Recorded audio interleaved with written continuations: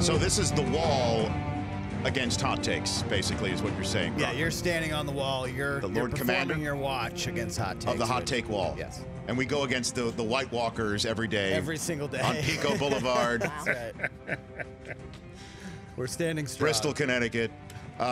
We are thrilled to have from the Ringer, the deputy editor of the Ringer, the pride of the Mid-Atlantic region by way of Syracuse, Sports Illustrated, Grantland, and now the Ringer, from Talk the Thrones, which is on Twitter every single Sunday night, immediately following the latest episode of Game of Thrones, the co-host of the Binge Mode podcast, very popular, Mallory Rubin. Good to see you here on the show. Thanks, man. Thanks for having me. Love Game of Thrones. Love to talk about Game of Thrones. I tweeted out before last week's episode that it's remarkable just how much joy a new episode of Game of Thrones brings me. I was thinking of putting like the word remarkable or just how unhealthy it is in a way. No, it's beautiful. Borderline unhealthy. It's beautiful. I mean, how many things in life like really bring people that much joy and excitement and also like unite people who don't otherwise have a lot of things in common? Yes. That's one of the things that's so cool about this experience. It's like I fell in love with Harry Potter when I was in high school and college for much that same reason. Like I loved the stories.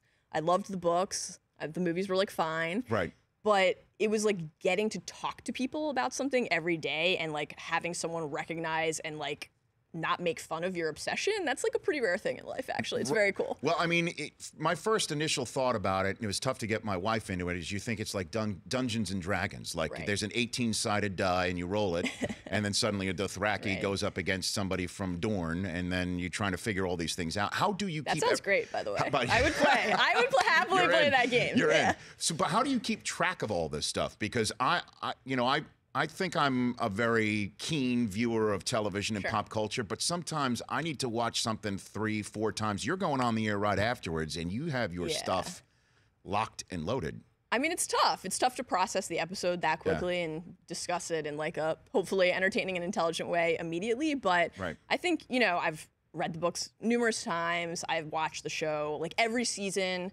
Before the new season, I rewatched the entire series and like was for years just doing that like for fun with my husband because we're nerds and really enjoyed doing that. Yes. And so like doing that this year for Binge Mode with Jason Concepcion, doing that in like really concentrated fashion was, I don't know, sort of like natural. I mean, it was certainly an extreme experience, but I think when you just kind of keep consuming the content in various ways and are constantly having conversations about it, you just sort of like avoid, hopefully, too many encoding failures. And the world is really vast, and I also think you kind of at some point have to accept that you can't actually remember everything, and that it's more important to like have a firm grasp on the things that like you respond to in the story, because that's also one of the things that's cool about the community and the fan base is like the story can just mean totally different things to different people, and like your experience with it can be diametrically opposed to mine and still totally valid. That's awesome. Well, I mean, we all still, we hate most of the same characters, right? I mean, nobody's out there on the don't pass line of Game of Thrones saying they love Ramsay Bolton as a human being on planet Earth. Not. I hope not. I mean? That would be a tough look. You know what I mean? That would be a tough one. Really tough. Like, feed your dogs, feed your pets. Feed your pets, feed your direwolf. Mallory Rubin, deputy editor of The Ringer, Talk the Thrones every single Sunday night on Twitter right after Game of Thrones. Great watch. She's joining me here on the Rich Eisen Show studio. Who in the world would hack HBO to get at the Game of Thrones scripts a monster and put them out there? It's horrible. Monster. Have you seen any of the leaks? No, I refuse to look at any of that stuff. I won't even read an article about it for fear of seeing something. Me neither. I'm actually like kind of living in terror right now because our show is on Twitter, which is awesome and engaging with the readers and the viewers and the listeners. That's one of the things about this whole thing that's like really, really cool actually. But I am terrified of just stumbling across a tweet that's like, did you see, thing X, Y, or Z? I have made like a conscious choice not to look at the leaks. I care about this story a lot. And I really don't want to find out about like somebody's fate or whether a dragon dies or anything like that by reading like a Reddit thread. I think I love like theorizing and speculating freely is like a pretty thrilling part of the whole experience, but I don't actually want to know what is happening until I am watching it. Or should George ever write another book? I would love to find out that way too. He's not writing another book. Yeah, I think you're probably I don't think... Wait, really? You don't think he's going to finish? No, I don't. No, I don't think he'll finish. Yeah.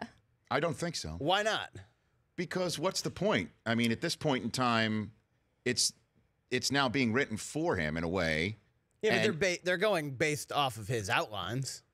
Sort of. I mean, although we did say, which one? Was it Kit Harington or was it John Bradley who came in here, by the way, in the seat in which you're currently occupying, Incredible. Mallory? The King of the North was sitting right here. What an honor. He was. About 3 An weeks ago. acolyte at the Citadel was sitting right here. And he refused to give anything up about anything. They're very well practiced at that. Zero. But one of them said that both Dan Weiss and David Benioff went to George Martin and said beforehand, this is the way we feel it's going to finish up, right? And he confirmed. He said, that's the way it's going to wind up. And I thought to myself, when I heard that story, he's kind of like, oh, yeah, that's the way it's going to wind up. Yeah, go with it. Even though it might not. Here's my suspicion about that. I think that probably is like a focused ending on certain key parties, like John and Danny, perhaps, the Night Fire and King. Ice. Right. So the thing about the books is that the world that George has built is so vast and sprawling and epic that, like, he initially envisioned it as something that can never be adapted. That was part of why he wrote it that way. He actually didn't want it to be adapted. Yes. And Benioff and Weiss, because they care about the story so much, were able to convince him with actually their understanding of John's parentage. That was part of how they were like, this is going to be your story is going to be in really good hands. But he could still finish the book in 20 different ways or shift the emphasis to certain other characters. I think the broad strokes of the ending obviously have to be the same. You can't, like, have John win in the show and not in the books, but the world is so big and there are so many people who are a part of it that he could still do so many other things. I just think, like, you spend 21 years of your life working on something. The first book came out 21 years ago. So he was working on it before that. 25 years of his life. And someone else is getting to finish that and share that with the masses. That must be like the most debilitating sensation. That would drive me nuts. Yeah, so that's really tough. I think maybe he waits till the show ends and then gives it another crack. But he's, like, writing another companion story now. Guys, if you like Targaryen history, boy, do I have good news for you. You're going to get a few more 1,000 pages on it soon. But I think he'll keep doing that, and then, we'll see. Mallory Rubin of The Ringer. We'll take a 60-second break. We'll talk some more Thrones and then a little bit of baseball. I know your Orioles are on a little bit of a roll right here. They're cruising. I know. I'm just wondering what that actually means when it all comes out in the wash. The American League, to me, is up in the air because Houston, the way that they've been playing, I think they can get got in a series in October. A lot of injuries. The Dodgers are a different story. Mallory Rubin of The Ringer when we come back here in 60 seconds.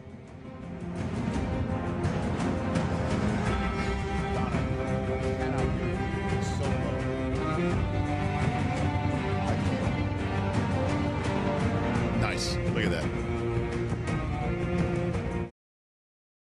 Welcome back to the Rich Eisen Show. Rich Eisen Show listeners can receive a special offer from MyPillow.com. Click on the radio listener special tab and use the promo code RICH. That's promo code RICH when you call 800-613-5974. The best pillows on the market are out there for you to take advantage of. A 4-pack special, 50% off and free shipping on 2 MyPillow premium pillows and 2 Go Anywhere pillows. MyPillow.com with promo code RICH. Better sleep starts with MyPillow. Mallory Rubin of The Ringer sitting here in the Rich Eisen Show set right now. What is your theory as to how this winds up?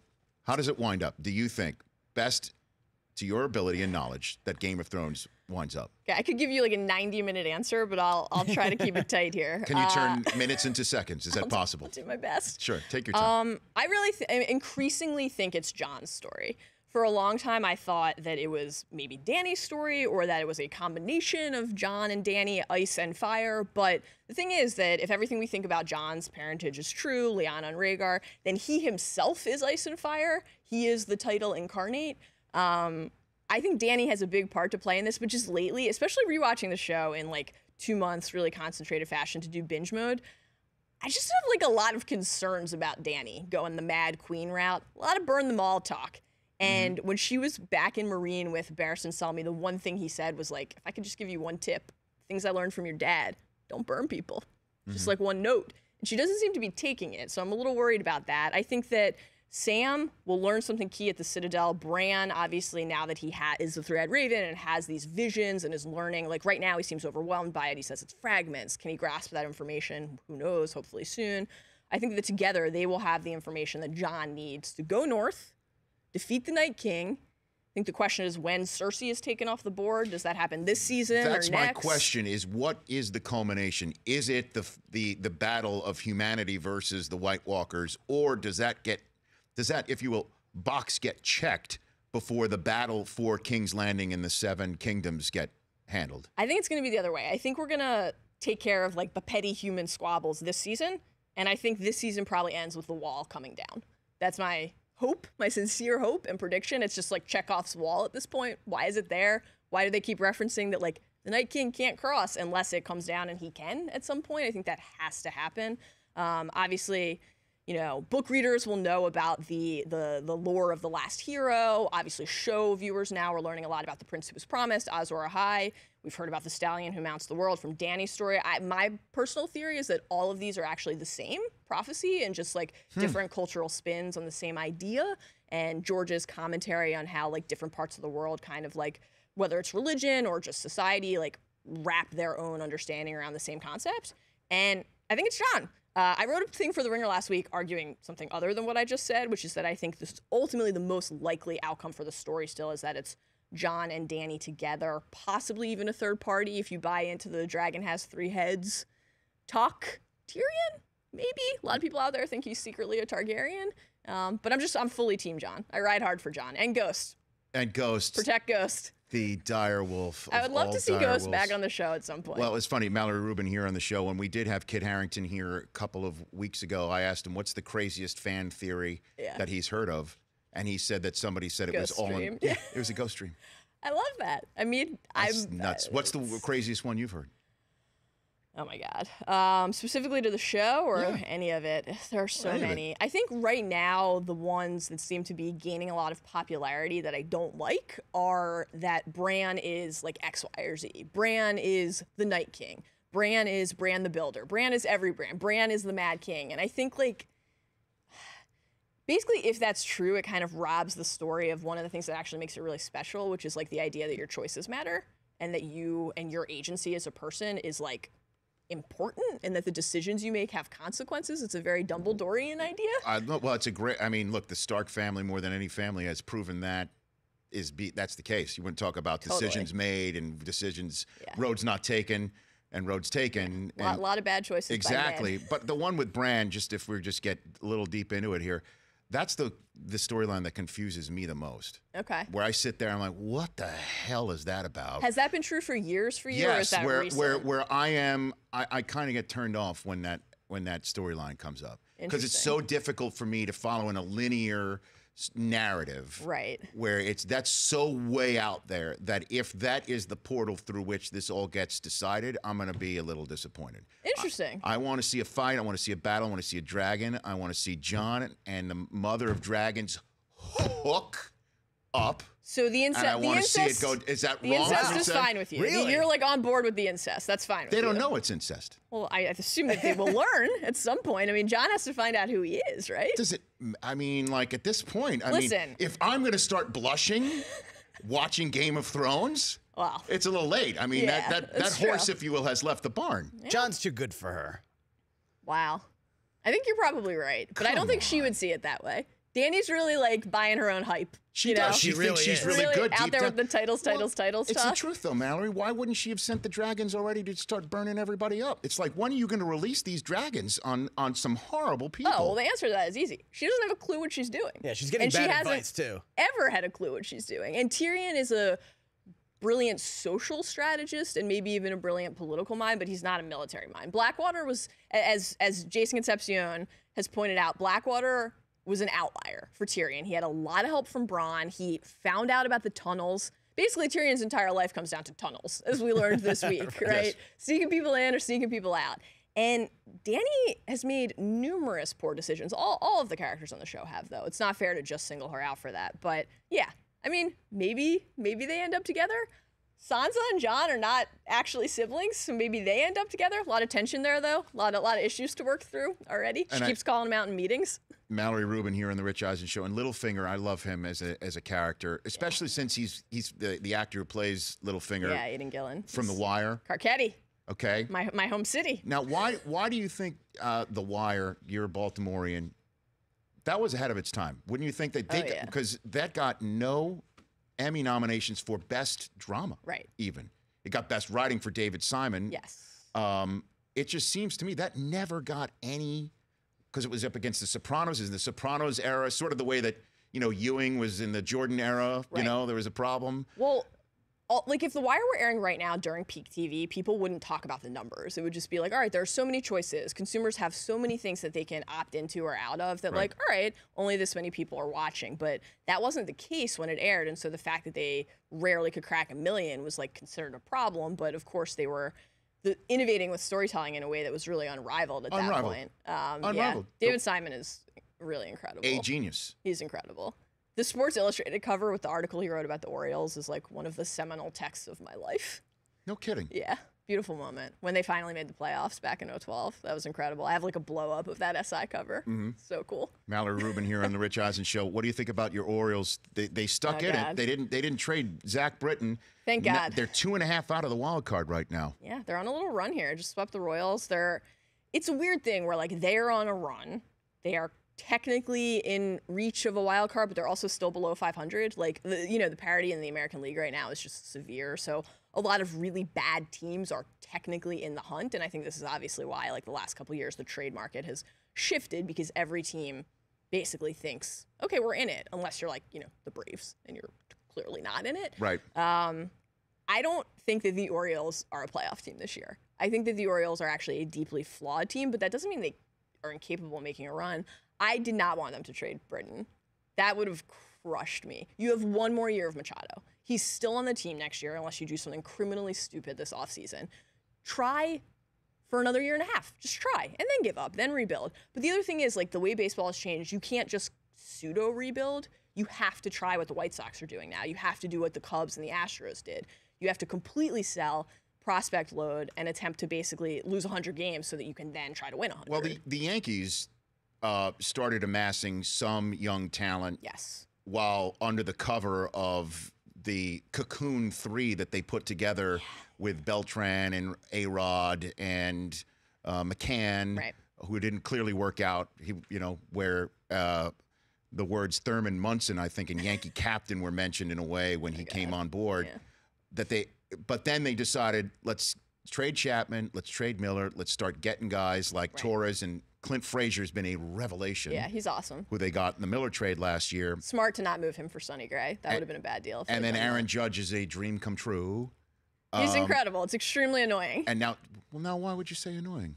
Because I there's agree like with you. nothing worse in the world than the Yankees having a generational talent. It's No, nauseating. Hold on. Just a cotton picking moment. Syracuse, she gets it. Now, I will say this. I care about baseball as a proposition. And so I am willing to put aside how devastating it is as an Oriole fan to see Aaron Judge on the Yankees and to know what that means for the next 15 years. Yeah. Because, he's the first baseball player that like the basketball fans in my office talk about every day. Right? He's actually exciting to people. And at a time for baseball when, Manfred is working really hard to get young people excited about the game again, and pace of play is an issue, and expansion is a question, and viewership has really shifted to like being regional instead of being national. Like, he's a guy who can maybe transcend that and actually get people like jazzed about the sport again. That's awesome. I would love if people cared about Mike Trout, like the fact that maybe the best player potentially of all time is active right now. That's really cool. People should care more about that. Yeah, and he made Major League Baseball history, 20 more home runs, 10 or more stolen bases in 6 seasons before turning 25 with a home run last night. A-Rod's the only other player to do that. Incredible. He's incredible. I mean, he is incredible, but let's get him out there in the home run derby then, right? I'm serious. And into October. Well, the And- October part is key. It would be nice if the Angels, right? were a little more competitive. And, just because the Yankees are fortunate enough to get a generational talent for yet another generation, don't hate, congratulate. He's been awful in the second half. Enjoy it while it lasts. Boom! Bam! That's some high heat from Mallory Rubin That as was a she goes Valerian out the door. Please come sword back. to the heart. Love this chat. I mean, Would we've love to. scratched the surface on what we can talk about here. Absolutely. On the show. Say Anytime. hello to Bill for me, will you please? I will, absolutely. From Bill Simmons, The Ringer. Eric says hi. Eric Weinberger from back in the We started NFL Network together. Now he's with The Ringer with Mallory Rubin. And then co-host of the Binge Mode podcast as well. Check it out. At Mallory Rubin on Twitter. One more TV segment with Mallory Rubin when we come back. Terrell Davis still to come. The Rich Eisen Show.